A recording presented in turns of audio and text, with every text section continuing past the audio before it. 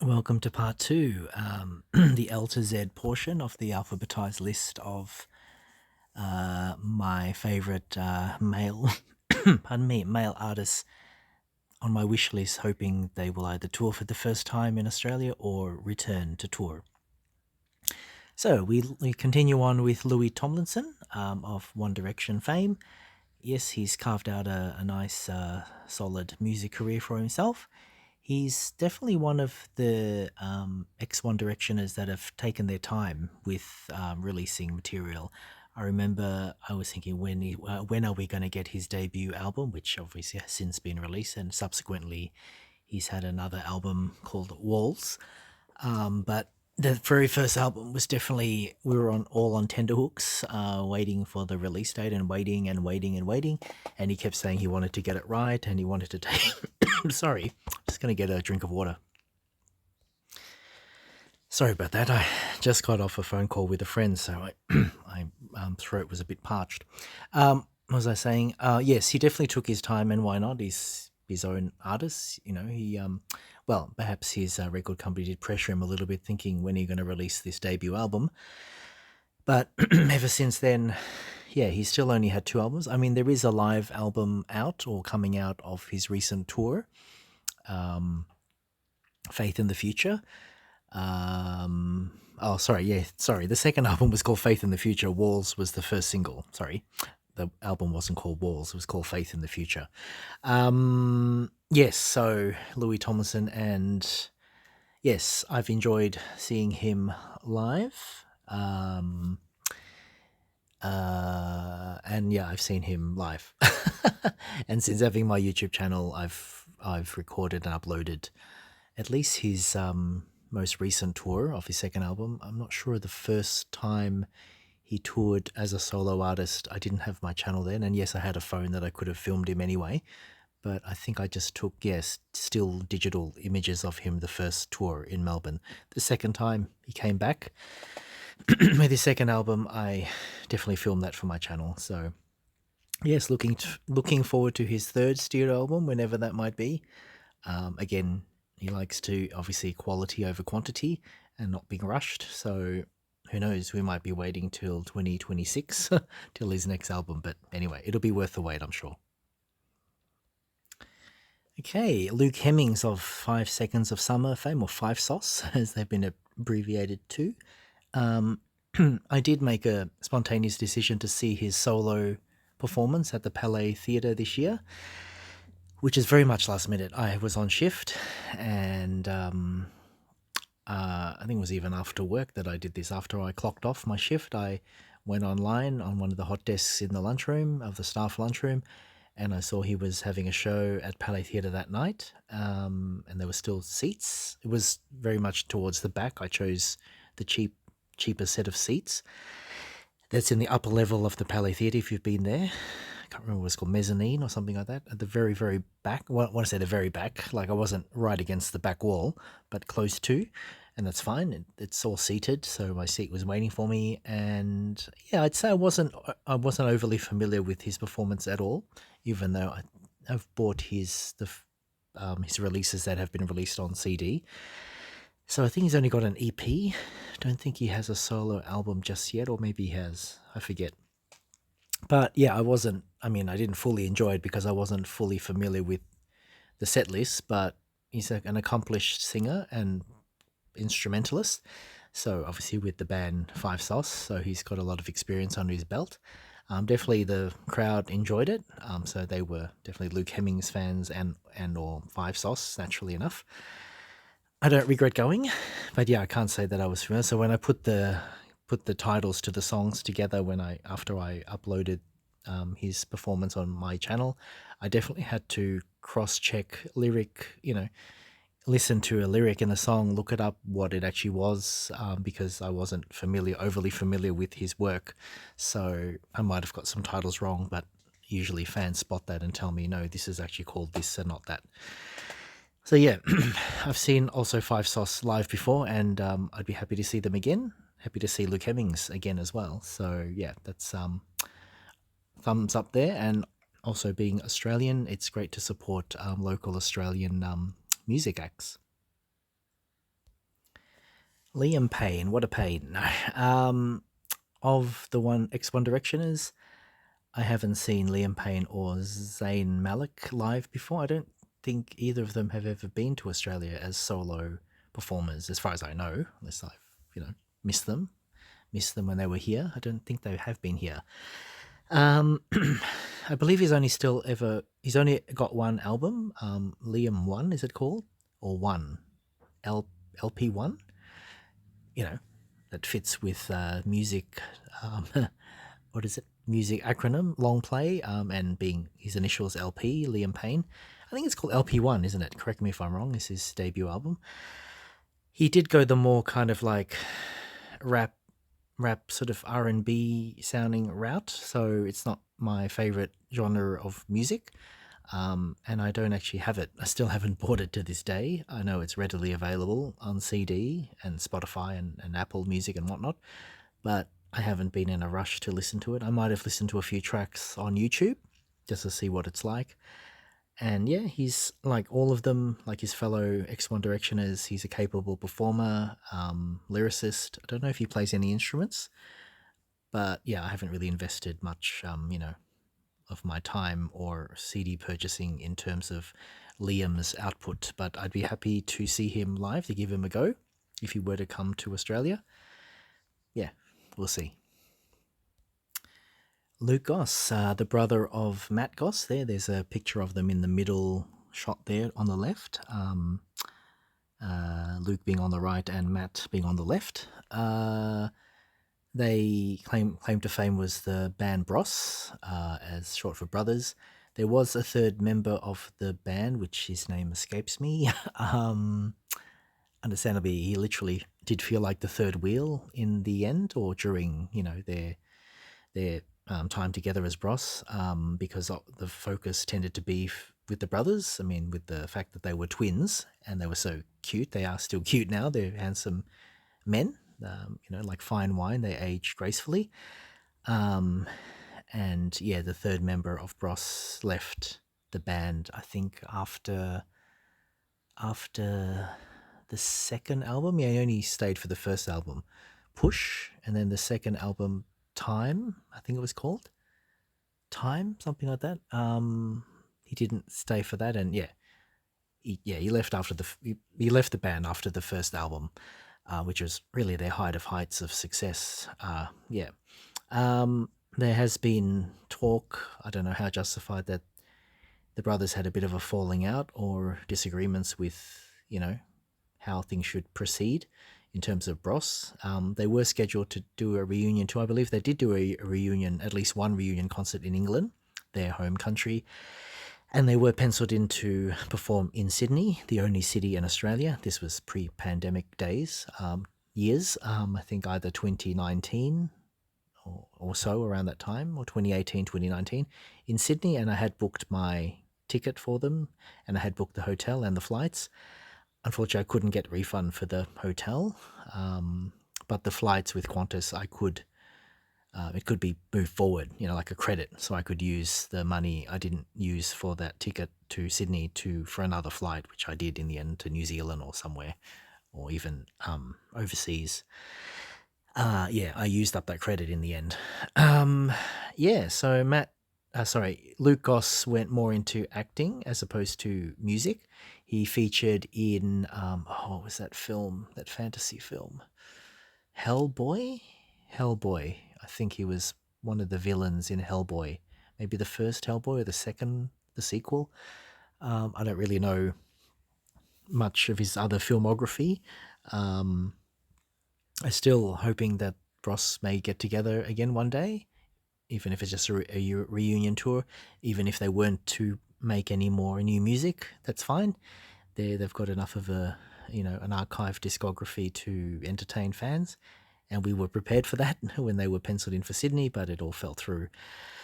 I would imagine because of either just low ticket sales, which I find that hard to believe with the nostalgia of 80s music, but I don't think they performed anywhere else outside of England. If they were penciled in to perform in America or Asia or Europe, I don't think that was even the case. So maybe it was a bit of a stretch just to come all the way, over 24 hours flight to get to, or so, over a day's flight to get to Melbourne, or sorry, to get to Sydney, and then not to tour anywhere else. I don't know. It's all a bit of a vague memory now in terms of their other, if it was a worldwide reunion tour or was it just focused on Australia. I'm not sure, other than England.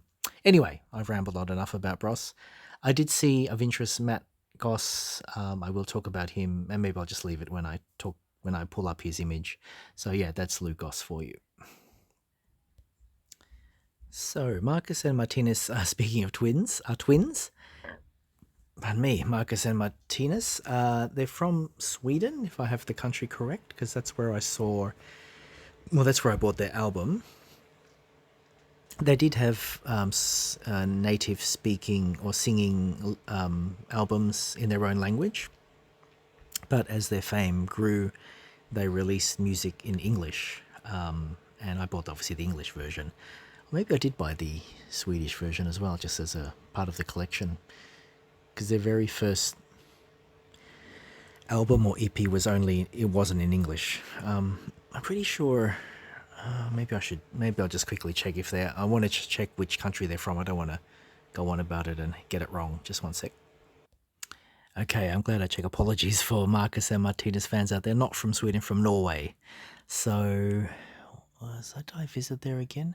No, I think I had gone to some of the Nordic countries around 2010, and then I went back again. When was that? Oh, it would have been the pre-pandemic years, wasn't it? Anyway, I have subsequently been back to Sweden, but not Norway.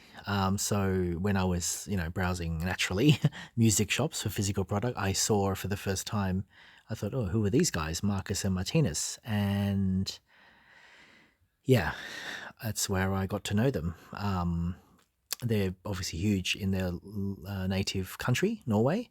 As far as I know, they've not toured outside of Europe. Only Europe. They've not ventured to America or Australia or Asia, as far as I know. If they ever did come to Australia, I would be happy to see them. They're very, the stage presence. They're very enthusiastic and energized. Obviously, young lads. Well, when I say the novelty of being twins, it is a bit of a novelty. I mean, there are twins out there in the world, but I think that's a selling point because they are twins, and they generate a lot of obvious questions in interviews like can you read each other's thoughts? Do you have the same taste? How do you tell each other apart, or how do people tell you apart? Rah, rah, rah. All that kind of stuff. So just like Bros went through. So it's kind of like Bros all over again, really. So Marcus and Martinez. Their latest album is only available digitally, as far as I know, which is a shame. I was looking forward to get their fourth album on, CD, but it's not available. They've chosen, naturally, that makes sense, to be sustainable, environmentally sustainable, and also in today's market and generation of fans, consume music digitally, not necessarily, on CD, vinyl, or cassette anymore. So, yeah. But yeah, like I said, if they ever came to Australia, I definitely see them. Even if they were playing just in Sydney, I'd be willing to fly to Sydney to see them. So yeah, that's Marcus and Martinez. Oh, they were discovered on a TV show, like a talent show equivalent in their country, not necessarily like, Norway's Got Talent or anything like that, but some sort of, TV talent-based show. I believe that's where they started from, and they didn't necessarily win the first round or came first, but they were noticeable enough, I'd say, for their twin presence and the ability to sing and dance. So yeah, and the rest is history. All right, on to Take That Fame with Mark Owen, one of the remaining three original band members. They were originally a five-piece, including Robbie Williams, but now they continue on as three, with Gary Barlow, Mark Owen, and, if I got it right, is it Jason Orange? Or was he the fourth person that left? Anyway, yes, Mark Owen in his youth, as you can see in the top left image there, the left one, how he looks these days, and in the right, how he started off as a youthful lad, as they all did. I think Robbie Williams was the youngest of the five that he's mentioned in interviews and so forth. So he was not probably, he was the most rebellious, at that age. And imagine, having fame at such an early age. He mentioned that it was his downfall in terms of getting addicted to, I think, not only alcohol but drugs as well, and just spiraling out of control because, suddenly you're on the world stage when you're just kind of, trying to work out your life and your own self identity and self worth and everything like that. Anyway, he's definitely got into lengths about that in his I think his series his autobiography was shown on Netflix, so you can watch that. Robbie fans would obviously be familiar with that. He's talking about his ups and downs in the music business and in his personal life, but he's definitely got it all together now, being a husband and father, married with at least two children or three, two. Anyway, so Mark Owen, yeah, definitely they're all very cute and handsome. They still are. I would say that Mark, this is going to sound harsh, it looks a lot older now. I mean, he is older, but he looks even older. Like, of all the Take That members and even ex-Take That members, he's the one that looks the oldest.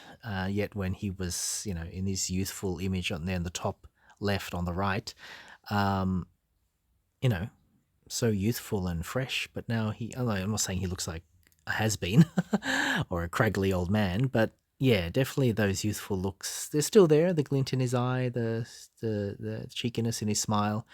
But he definitely, yeah, he has aged. He's like, I mean, if I had to say like a grandfather of himself, I don't believe he's got children or married, but yeah, he's definitely aged. He looks still great with long hair. I mean, I'm growing out my hair now. So yeah, he's and I will Take That, due to see them next month in November.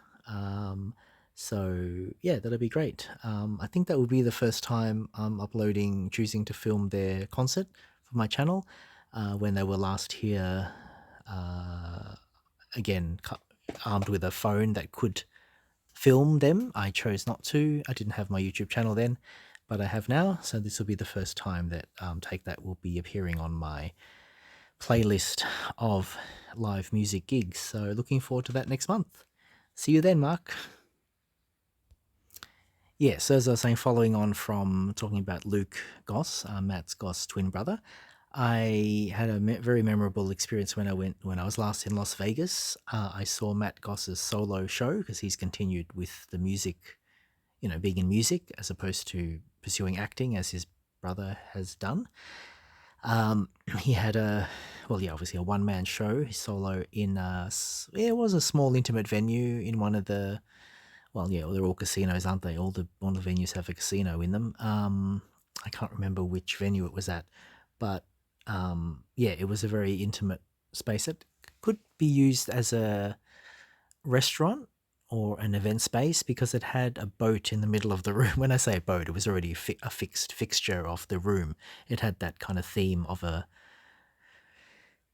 boat, not like a yacht, an old wooden carved boat, like a canoe, I guess, in the middle of the room. I mean, you could see the stage clearly past this boat, but Vegas is known for its props and kind of artificialness. And this venue had a boat, I think even flowing water, artificial water, obviously, flowing through the venue. So I remember fondly because it was just one ticket for myself, when I got there and lined up to get in, the bouncer or the staff said, "Are you by yourself?" And I said yes. Initially, they positioned me a relative distance away from the stage, but then they moved me right up to the edge of the stage. And I remember he reached out and shook my hand. I mean, other people as well, but I was that close. And it was the type of stage where, I mean, I'm glad no one did this. You could, not only could you reach him and he could reach you, like you said, he reached out and shook my hand. Such a shame I didn't have my YouTube channel. What an opportunity to capture that on video. But anyway, so it was sort of stage that not only could he easily get in touch literally with the audience, but the audience could, if they wanted to, which they would be, expunged from the venue by the bouncers.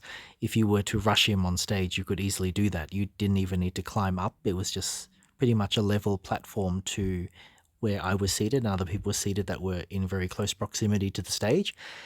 So he, if he wanted to, which he didn't, I think, from memory, he could have walked through the audience. Like, he could have walked the room, could have kept singing and walked through around every table, and stood near a table and then went back to the stage easily without having to step down from the stage. So anyway, that was very memorable, very intimate. And he has solo albums beyond Bros, and he's still continuing to sing. He's got a great voice.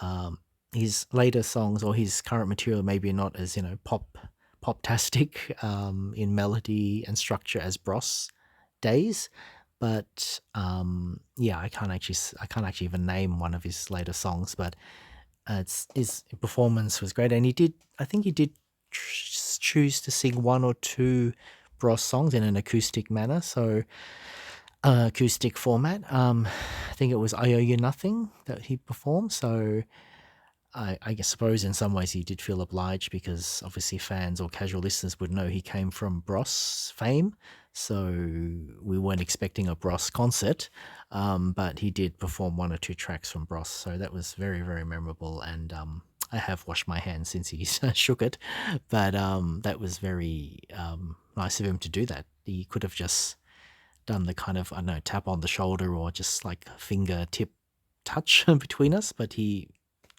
gestured to shake my hand, and I shook his.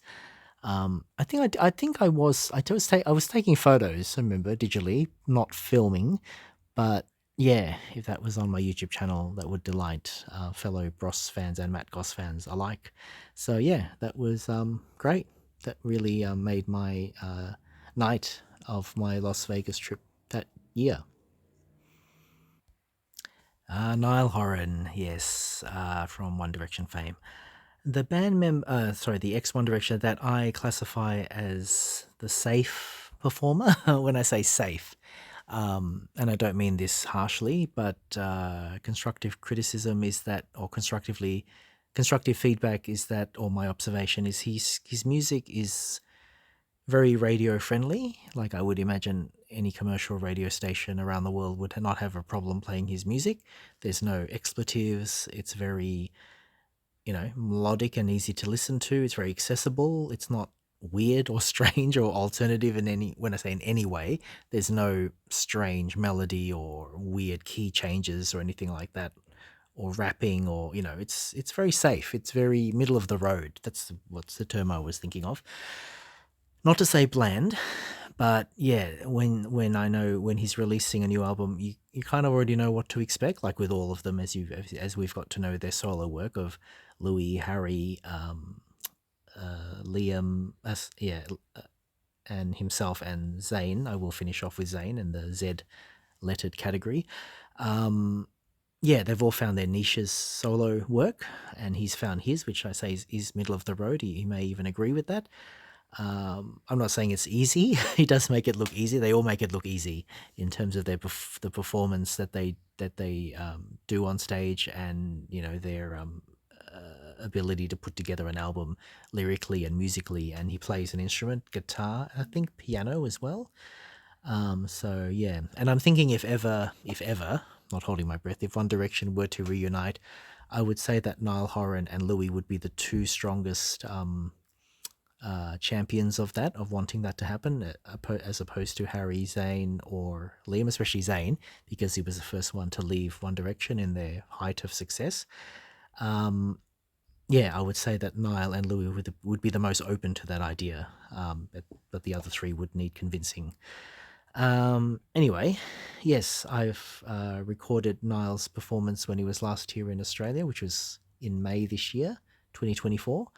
And yeah, he's as polished and slick and practiced as ever, not to say predictable, but yeah, he knows how to put on entertainment, and that's really all you want, isn't it? You want to be entertained. You don't want to be sitting there looking at your phone thinking, gosh, when is it, when can I go to the bar again? Or maybe I will go to the bar and get another drink and skip a track or two. But no, I look forward to his fourth studio album when it happens, and his next tour. Yeah, thumbs up for Niall Horan. Nick Carter of Backstreet Boys fame, of course. Sadly, yeah, his younger brother has passed away, Aaron Carter. He's pictured there. I believe that's Aaron on the left in the image in the center on the left. The two images there, and the one on the top right as well is with his younger brother Aaron, before he obviously passed away. The Carter brothers. Yes, obviously a mega successful Backstreet Boys band. I mean, they say One Direction, has broken all records, but Backstreet Boys preceded them, and they still continue to be a band together to this day, where One Direction have since had their indefinite hiatus. When they all embarked on solo careers. Some, if not all, the band members have had solo opportunities out of the Backstreet Boys, such as Nick Carter. He has had at least one or two solo projects, albums. I'd say they're not as memorable as the Backstreet Boys. I can't even name a solo track of his or the album titles that he made on his own, but I know I've collected them along the way.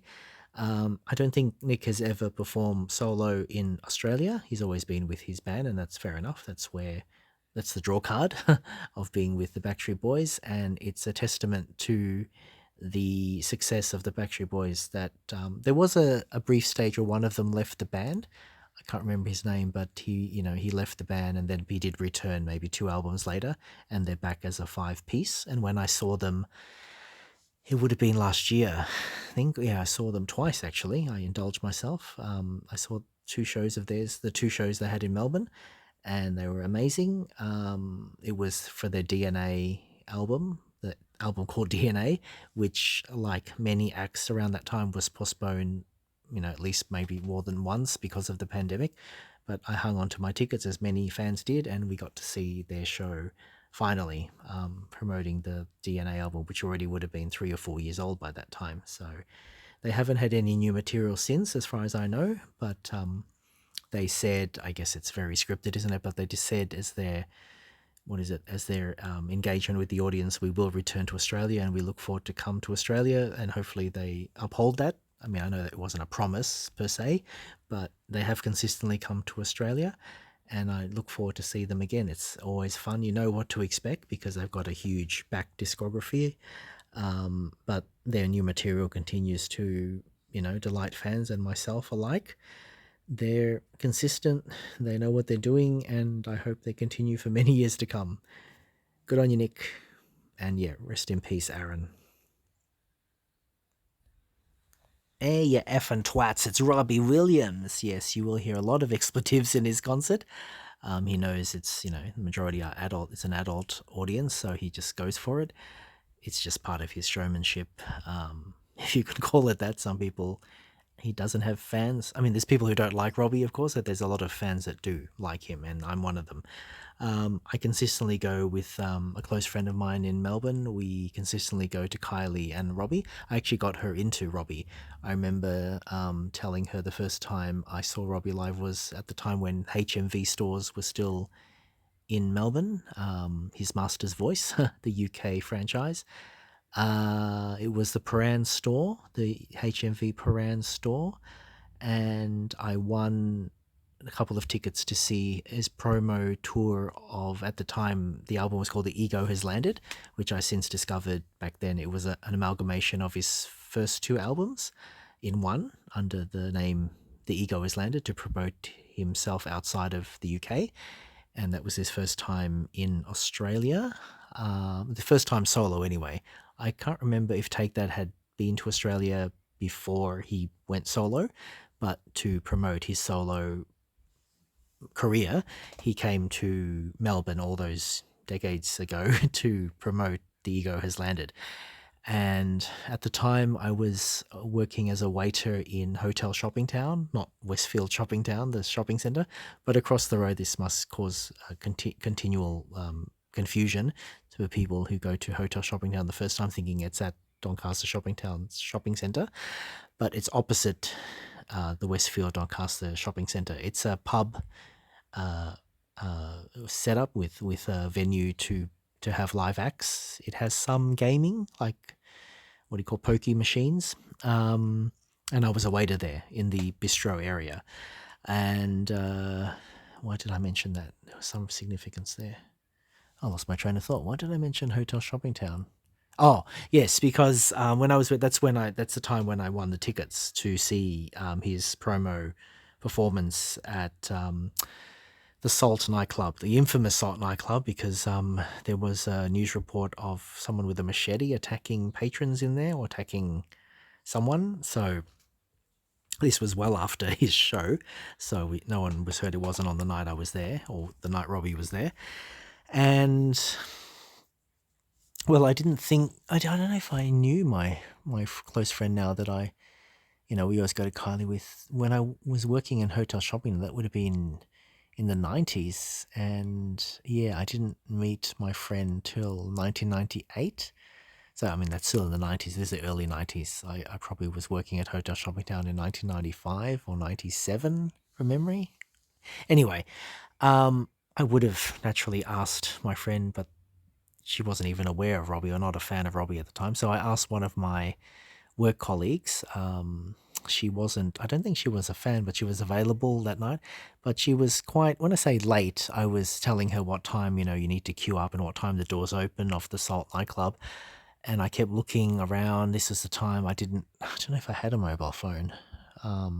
Definitely not like the smartphones we have these days. They were the kind of more brick style phones that couldn't take photos or, had one of those black and white grainy screens, LED screens. And yeah, I was getting nervous because I thought, well, I mean, she's not paying for the ticket and neither am I because I won it. I thought I'd just be going in by myself, but she did come kind of at the last minute and we did see it together from memory. But yeah, I could tell she wasn't into it because she might not have heard of Robbie, but she just thought, it's a night out. There wasn't a date or anything like that, definitely not. It was just, I just, wanted to invite someone because I had an extra ticket. I could have just gone by myself, but I thought I've got a spare ticket. Let's ask someone. So, yeah, that was my first exposure to Robbie, all kind of as a blur, and the songs he sang really didn't mean much. Even Angels, which is one of his biggest hits. He does make light of that in his concerts, maybe not so much anymore, but he has mentioned it where he jokes to Aussie fans that how come my song Angels wasn't as big as it was in the rest of the world. I don't know. Like maybe it's just the timing when Angels came out. It's a ballad. Maybe, just people weren't in the mood for a ballad at the time when it was released, but it definitely didn't do as well as it did in obviously his home country, England. But subsequently, whenever he plays Angels in his concerts, obviously it's a moment where everyone, it's a standing ovation. People are standing and giving him a standing ovation. And everyone's got their, turn on their lights of their phone to make it look like, candlelit sparkles around the stadium. So yeah, he's done amazingly well and I think it was a great decision and a correct decision for him to take that to do a solo career. They did reunite all the five of them for their Progress album, which was aptly titled because it was quite progressive. It was a sound that I never heard from Take That before, and I wasn't a Take That fan from day one. I kind of got into them later. So yeah, I would have loved to have seen that concert. It had a huge prop it's got like a statue. It has a statue on the cover of Progress, and they replicated that statue, a moving statue, a mechanical statue, as part of the huge stadium tours in Europe, mainly in Europe. Mainly in England, not around Europe. So there was one funny incident where the arm of this moving mechanical statue got stuck, and a couple of band members were stuck elevated on the arms or the hands of this statue, and they had to wait till they could repair it to get them down from it. So obviously the audience members would have thought this was hilarious, although it did delay the concert. I mean it was in progress, but in progress, pun there. The progress of the album Progress was in progress when they were stuck on this mechanical statue prop, which is huge, which took up a lot of space in the center of the the stage when it was activated. When it wasn't activated, it was just in the background. And if you hadn't been to their shows before, you probably thought, oh, what an interesting prop. But it actually came to life halfway through the show, I'd imagine. So amazing attention to detail. And they don't need all the props and bells and whistles. Take that. People just be happy if they just had the five of them, original members on stage without any dancers or lighting or back screens or anything. But their shows have just got bigger and bigger in terms of props and spectacle. So yeah, anyway, that's Take That. And yeah, I'll see them in November, as I said, with when I had Mark Owen's picture up. Um, yeah, Robbie regularly comes to Australia as a solo artist, and I look forward to see him again. Um, Maybe he'll make a surprise appearance to Take That. I doubt it, but you never know. Expect the unexpected with Robbie. And yeah, gosh, I rambled on. How long is this? Well, it's already gone on the 35-minute mark. So almost at the end, folks. This is in the R alphabetized category. So we're almost there. So this is Reese Bibi or Bibi. He's one of three members of the band New Hope Club. Um, Sorry, I'm just looking at that photo. Oh, it's a dog. Sorry, it's his dog. The picture in the middle on the left. I wasn't seeing it from a proper angle. I just thought, what is that on the end of his arm or halfway down his arm? Yes. Was I saying New Hope Club? Yes, they were signed onto the Vamps record label. The Vamps have become successful that they've created their own record label and they're producers in their own right. And they have produced or are the producers, executive producers of New Hope Club. I haven't heard much new material from them. I don't think they've ever toured Australia, as far as I know. Oh, actually, maybe they did support the Vamps. That would make sense, wouldn't it, when the Vamps have come here? Actually, I think so. It's all a bit vague now. Yeah, obviously the frequency that the Vamps come here is less than the frequency than you'd see them. You'd see them a lot more regularly in their performances, and they do have more performances in England, where they're from, versus how many gig dates they have in the rest of the world. So yeah, oh gosh, I'm not 100% sure if I've seen New Hope Club live. Anyway, I don't mind their music. It's not. I mean, obviously the Vamps is my preference. The New Hope Club's music is pop as well, and they play instruments, or at least one of them does. The Reese Beebe there with the guitar. That doesn't mean they're less of a performer if they can't play an instrument, but yeah. So yeah, if they ever come to Australia in their own right or supporting the Vamps in future, I'd be happy to see them, and I'd be there on time to see the support act if they were, yeah, supporting the Vamps, or if there were headliners in their own right. Okay, almost there, folks. Just the S, T, W, and Z categories to go, lettered categories to go. Shawn Mendes, what a spunk. Another Canadian export alongside Justin Bieber. They sure make lovely gentlemen where they hail from in Canada. Yeah, Shawn Mendes, an amazing performer. I have seen him before at least twice. He's toured Australia twice on separate tours, separate album promotions. The last time he was here, I didn't have my YouTube channel, but I did take some footage on my phone, I think, and some digital photos, of course. But yeah, if he ever comes back to show, he has a new album coming out, self-titled, called Sean. I think it's just called Sean, which is an interesting way to go because he's definitely known. He could have called it anything else but his name, but he decided to go with Sean as his third album, I believe, or fourth, third.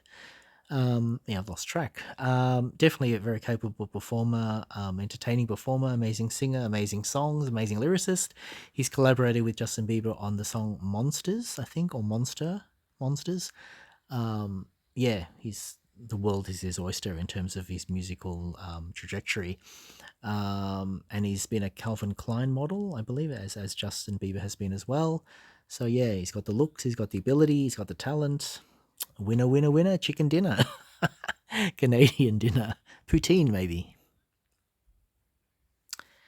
Yes, sadly, rest in peace, Stephen Gately. The boy band Boyzone have retired. No longer continuing as Boyzone. They did have their farewell performance in Australia and the rest of the world. They called their last album fittingly "Goodbye and Good Night" or something like that.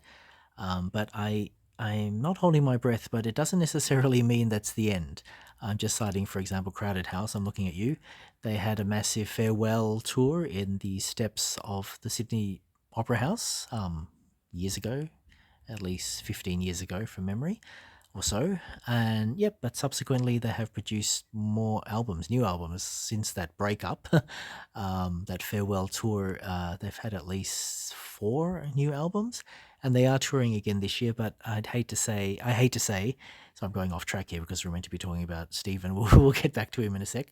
The latest Crowded House album, is it Stairs? Something with Stairs?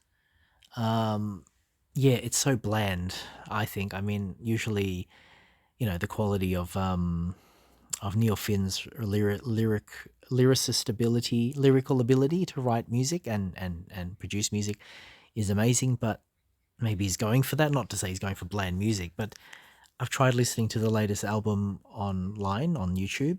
Um, it's boring. Frankly, why I'm bored. And to think that they will be promoting that album in their latest tour, I just don't think I can sit through it. I mean, clearly they're going to play a lot of their older hits as well, but it will be mixed in with the new album. And yeah, I don't want to hear the new album. So I've chosen not to see them. I could still see them if at the last minute, if I had decide that, I'm up for it. There are still tickets. They're playing at the Rod Laver Arena in December the 10th, I believe, and I'll be back from New Zealand on the 8th of December. So I will be able to see them in time. Like, I'll be back in Melbourne to see their Melbourne show if I choose to. And normally the way it goes, it's, clever way of doing it. There's a small allocation of tickets held back till, pretty much the last few days before a concert is due to start, because you might have like people like me questioning, oh, will I go, will I not go? I might go if they release last minute tickets, and that's what might happen with Crowd. I mean, they might not even need to do that. There still are tickets available, and they are performing in 2 months' time. So, but just the thought of them playing that latest album, I know they're not going to play the entire album. They're going to mix it in with their old hits, but the latest album is my least favorite of their discography so far. So, yeah. So that's why I've chosen not to buy a ticket in advance for their show. Anyway, there's still time to do so if I decide to change my mind. So yeah, back to Stephen Gately. He's one of the original members of the five-piece band Boyzone from England. He's already passed away several years ago now under tragic circumstances. He went to bed one night. He was on holiday outside of England, and he didn't wake up the next day. A little bit of maybe mysterious circumstances, like how he actually died.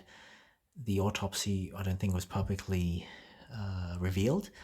I'm not saying he was murdered. Anyway, he was with a friend. Not sure if it was his boyfriend or just a friend in the apartment they were staying at, or the hotel. But there was a slight anomaly or mystery behind the reason of his death, surrounding his death. So, but I remember the bandmates made tribute to him of the Boyzone show, the first Boyzone show, the first and last Boyzone show I saw when they came to Melbourne. The backing screen, they showed a picture of Stephen Gately from memory, and well, they either sang a song in his memory or just took a moment to huddle together and hold hands and hug each other to pay tribute to their fallen comrade, Stephen. Yes, I think he was a very charming and handsome fellow. I mean, they all are.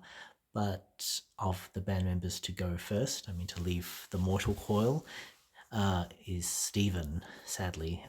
He did have his own solo work as well. Just one album I think he released called, I think it was self-titled, called Stephen Gately, from memory. But yeah, he had nice vocals. One of my favorite tracks from Boyzone is No Matter What, and Stephen Gately has a prominent vocal in that. And yeah, it's a lovely, lovely song. And yeah, you are missed, Stephen.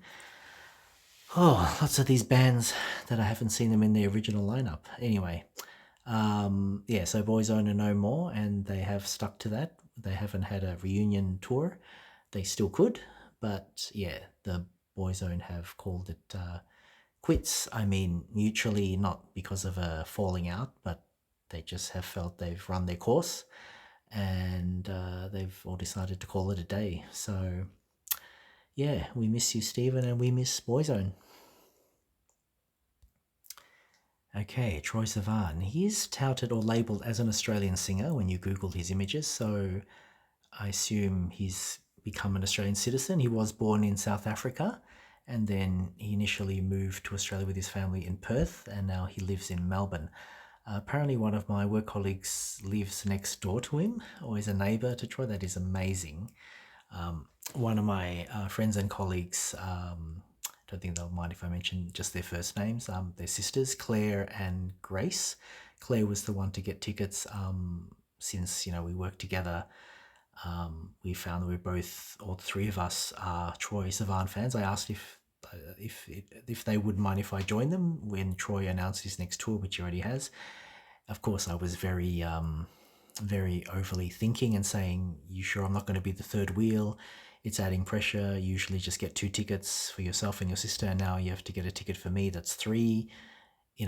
Because it was a bun fight to get tickets, and he's playing at my least favourite venue. I don't know why he's chosen that, the Sydney Myer Music Hall. It's not in Sydney. It's spelled Sidney, not Sydney, as in the city in Australia. Sydney Myer, I still haven't bothered looking it up, but I think it's a homage to somebody in their name. When you call a venue or a wing of a building after somebody posthumously, is that the word? So Sydney Myer maybe was the architect of the bowl, or a major contributor, a philanthropist, I don't know. Anyway, Sydney Myer Music Bowl is my least favourite venue because it is a semi-outdoor venue in a park area of inner Melbourne City.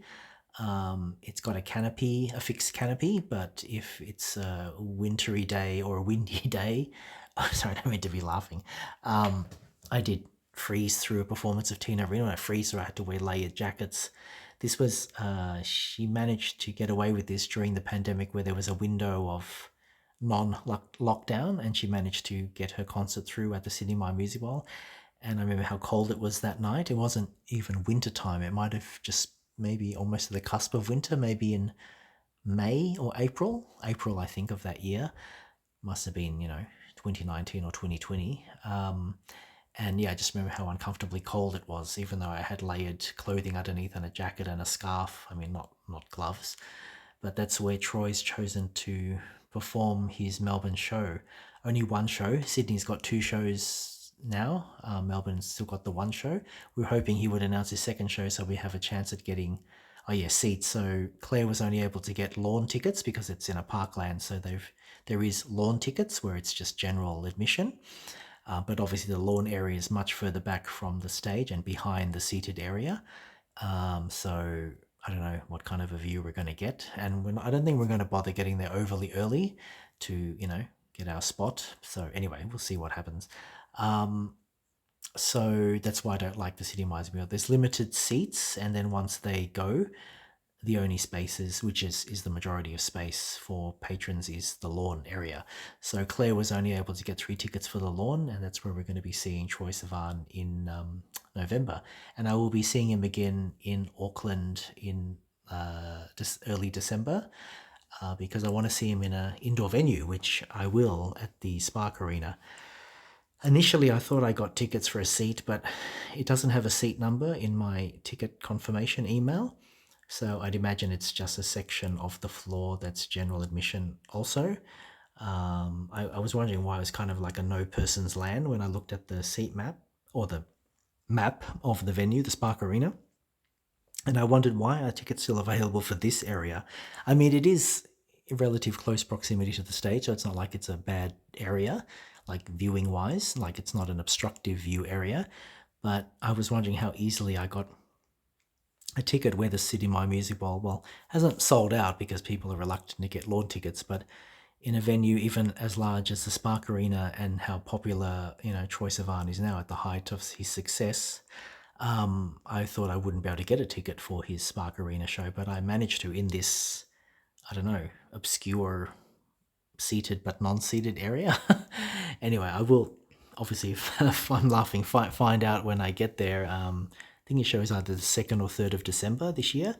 And yeah, I decided to couple it with a short holiday in New Zealand. So that's great. So I will report back. I will film his concert at the City Mind Visible despite our poor location. And I will naturally again film it in the Spark Arena. Clearly, there will be a difference in quality of the not only the proximity to him, but just the more controlled environment, being inside a indoor stadium with a roof, a fully enclosed indoor stadium. So come rain, hail or shine, the show will go ahead, no problem.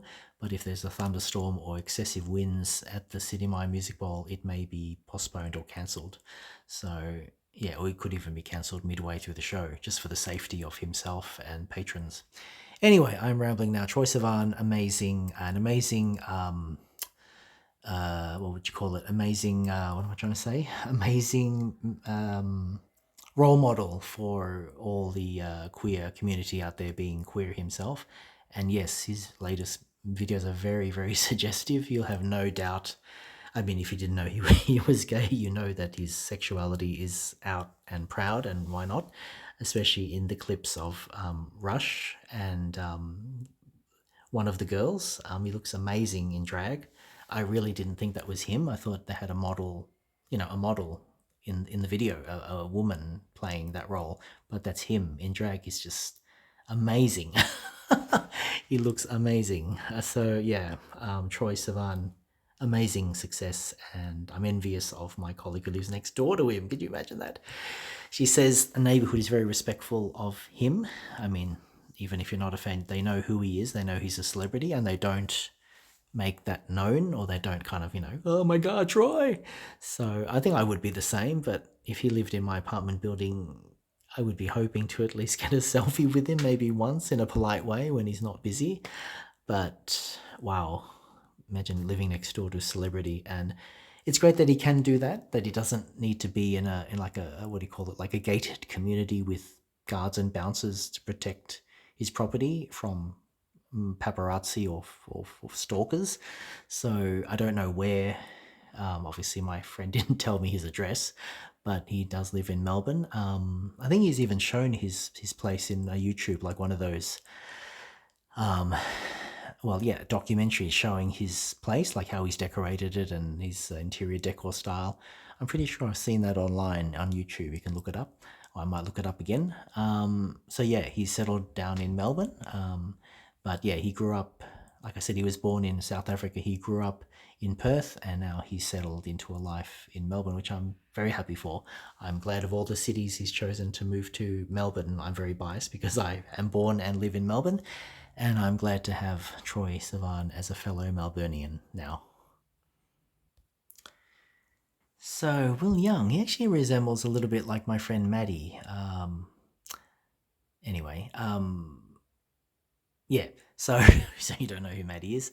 Actually, no, you have seen Maddie. He has been in one of my videos on my channel when we ate at Betty's Burgers in Doncaster Shopping Centre.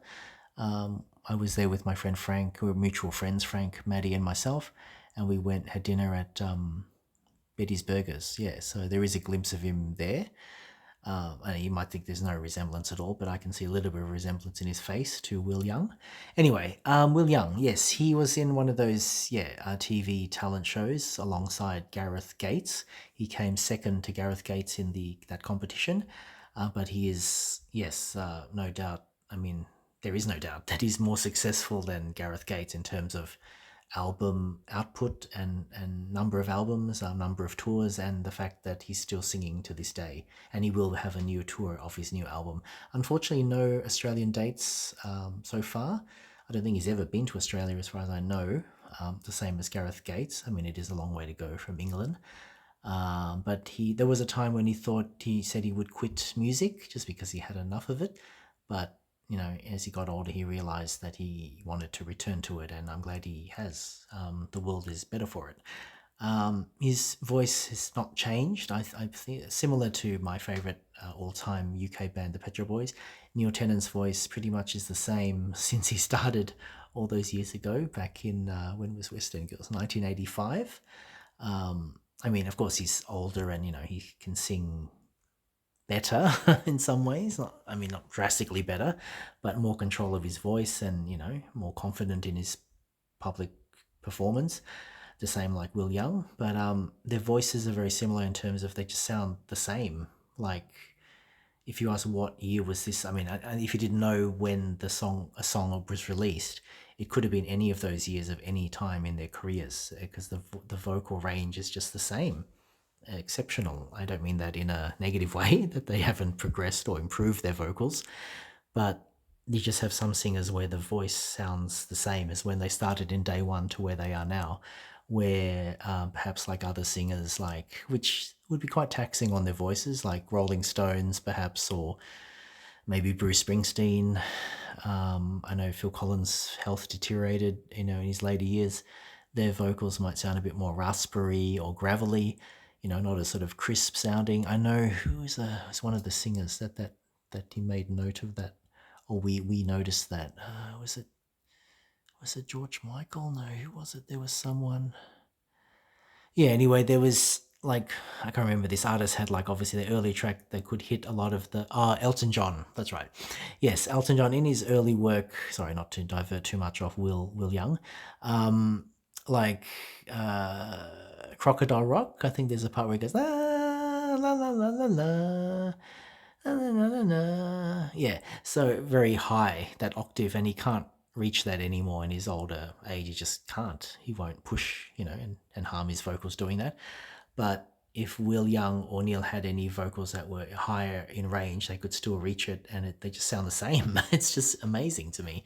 Very consistent vocal performance from both of them, Neil Tennant and Will Young. So I'd be more than happy to see him live in Melbourne if he ever came down under. I would also be prepared to see him in England, but yeah, the mortgage is taking priority in budgets these days for me. So I won't just, not that I ever did, like drop off a hat, go to England to see a concert, to fly halfway across the world just to see a concert. Very indulgent. I would try to couple it with another pair of concerts, or something like 3 or 4 concerts, to make it worthwhile, and not just one concert and flying there and back again. Anyway, so that's Will Young, very accomplished lyricist and performer and singer. Yep, definitely a thumbs up for Will Young. What a sexy beast is Zayn without even trying. I remember when he was on the talk show, Graham Norton, that image on the, yeah, kind of towards the bottom right, where he's got that little bit of strand of hair falling down. I remember lightheartedly and very tongue in cheek, Graham Norton make light of, what do you call it, those Snapchat posts or Facebook remarks. Someone said, "Oh my God, that strand of hair has more talent than Zayn put together." I mean, they meant it affectionately, that his hair was so important that it was as important as the rest of him. So I think that night, Graham Norton, I teased him to make his hair look like that, or even more so. He might have had also a strand of hair falling down that night, and he made light of it, saying, "Oh, look, it's just like this post that your fan, Craze fan, has said that they love that little flop of hair." So it just reminds me, immediately flashes me back to that image on the kind of towards the bottom right, where he's got that little strands of hair falling out of his other hair onto his forehead. Yeah, Zayn has publicly gone through, is it stage anxiety? I don't know what the condition is, stage fright, which seems strange to me when I first heard that, because he was in One Direction. Yes, he was with a group of people, like with 4 other guys, so he wasn't alone on stage, but he definitely did contribute to vocals, of course. So I think it would be difficult for him to hide when he's in plain sight on stage. I mean, he might not be sort of towards the front as much as the others, like he might have been maybe mingling towards the back, but as One Direction, there's nowhere to hide on stage. Everyone's focused on all 5 of them, or maybe one of them at a time, and yeah, I guess perhaps, well, it must have been when he's, as a solo performer, he's only got himself that people are focusing on. Even he's got a backup band, obviously, on stage with him too, but everyone's looking all eyes on him. And I remember there was an infamous incident on a major arena somewhere in England or Europe where that show was actually cancelled minutes before he was meant to come on stage. That's horrific. So everyone's already gathered waiting for however long, like, when the doors open and people are gathered, especially if you have general standing tickets near the stage. And someone came on stage, or announcement boomed across the stadium saying, "We sincerely apologize, but Zayn Malik is not able to perform tonight." So how devastating is that? You might have come from not only driving hours to get there, I can't remember where this was, or flying, domestic or international, having clearly their tickets were refunded, but what a disappointment. So I can only feel for him. If he to make that decision, that would have been heart wrenching, because he's just minutes away from, I don't know, minutes, maybe 15 minutes away from performing, and he pulled the rug on that gig. So totally devastating. But of course, he's got to put his mental health first. He has since produced a new album, Under the Stairs, or Life Under the Stairs, or something like that. Room Under the Stairs, which reminds me of Harry Potter, that he had a little room under the stairs when he lived with that host family. Um, yeah, but he's very naturally, and they're all handsome, sexy men from One Direction, but definitely Zayn has that, I don't know, extra ooze of chic. He's just got that, like I said, he can look kind of like, with a 3-day growth, he still looks sexy. He doesn't really need to try. However his hair is short, long, or floppy, he looks sexy. He just oozes sexiness, natural charisma. Yeah, so that's Zayn. I would be happy, or Zayn. I would be happy to see him live if he ever came to Australia. The same with Liam. Maybe they could tour together as a double act. Yeah. Okay, one more person to go, and my gosh, I've talked over an hour. Thank you if you're still sticking with me. One more to go. He's not a singer outright. He's an actor first, but well, it will be revealed shortly. Sorry, two more to go. This is the second last person on my list of L to Z of artists I wish they would wish list for them to come to Melbourne again. In terms of Hanson, they have performed before. I have seen them before. I have recorded them on my channel when they were at the Forum Theatre, from memory, was their last performance. I'm pretty sure I recorded them on my channel. Yeah. Zach Hanson, obviously the younger, Zachary Hanson, the youngest of the three brothers. He did look like a little girl when he had long hair, when they first had Mbop, a very iconic and famous track of theirs, probably their most iconic and recognizable. They all had long hair at that time in that clip. And yeah, being the youngest brother, in your formative years, a girl could be mistaken as a boy and vice versa. That's why it's good to be gender neutral these days, we're taught, just to call people folks or everybody, and not hey guys or girl guy, respecting the gender preference. Yeah. And that's why when you see email signatures these days, you either have he, him, he, she, or they, them. How people prefer to be identified gender wise. Yes, I thought he was a little girl. I thought it was two older brothers and a little sister. No, they are three brothers, the Hanson brothers, handsome Hanson brothers. They all have children. They're all married. I think one of them has at least 5 children, somewhere, or even, is it 7? Just frightening. I just don't. Yeah, no, I have no plans to have children, and my hat off to anyone who not only looking after one child, but 2, 3, or 4. That's a nightmare in my mind. Big responsibility. Yeah, Hanson accomplished performers. They write their own lyrics. They play instruments. They're a one-stop shop package in terms of entertainment. You're going to be entertained. You're going to know the tracks. You might not know the newer tracks. Just me as a casual listener, I don't know their discography off by heart. But whenever they come to Melbourne, I see them. I'm willing to see them again. So Zach Hanson, thumbs up, and also to your 2 older brothers. Okay, rounding out the list, last but not least, is Zac Efron. I believe he's an actor first, or maybe he was a singer also. But as you know, being from the fame of High School musical. There was singing, a lot of singing in My School Musical. Of course, it's called musical. Hello, so yes, he has the ability to sing. I would hope he's actually singing and not miming. Um, yes, he